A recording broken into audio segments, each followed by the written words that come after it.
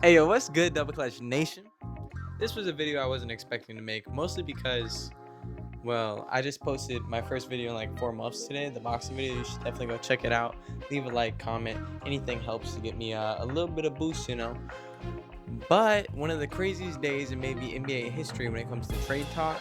We are approaching the February 5th trade deadline of the 2025 season. One of the most crazy trades of all time just happened, dealing Luka Doncic to the Lakers for Anthony Davis. You know how insane that is? I thought it was a joke, and the Lakers only offered one first-round pick included with Anthony Davis to get Luka Doncic. So now you have the Lakers, who are missing a center but have Dalton Knecht, Luka Doncic, LeBron James, who is 40 years old, trying to go on a finals run one last time, I'm guessing.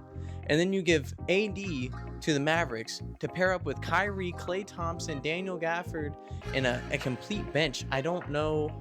The Mavericks got a whole lot better. The Lakers need to address their center situation. I heard they have high odds on landing Miles Turner, but we have to wait and see.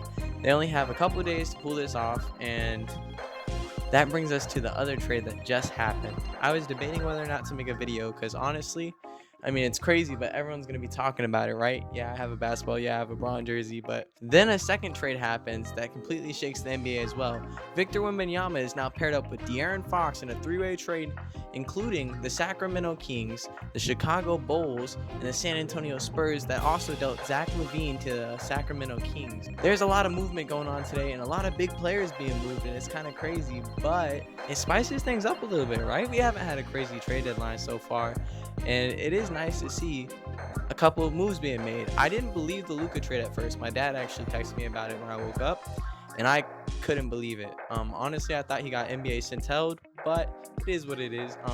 I'm not a huge fan of this trade. I think you should have kept AD with Bron and let him play it out, but it definitely makes things a lot more interesting. I think the Mavericks are a lot higher of a contender rank, and honestly, the Lakers too, as long as they can address that center position. If they can't, then I honestly don't feel good about the rest of the season for the Lakers, and I don't necessarily agree with this move. Also, I heard no one told LeBron or AD that they were getting traded until the deal is done, and you can tell Jason Kidd is definitely ready to crash out. Mark Cuban even said he divorced his wife before he let Luka go, and I guess he didn't let Luka go because he got AD back, but God, this trade made no sense. I would have kept them both on their teams and let it play out, but it definitely makes things more interesting. It definitely shakes things up a lot. Luka's in a big market like the Lakers now. I mean, Dallas was already a big market, but it doesn't get bigger than LA, so it's definitely interesting. I'm excited for this season. I think the Mavericks have a lot better odds.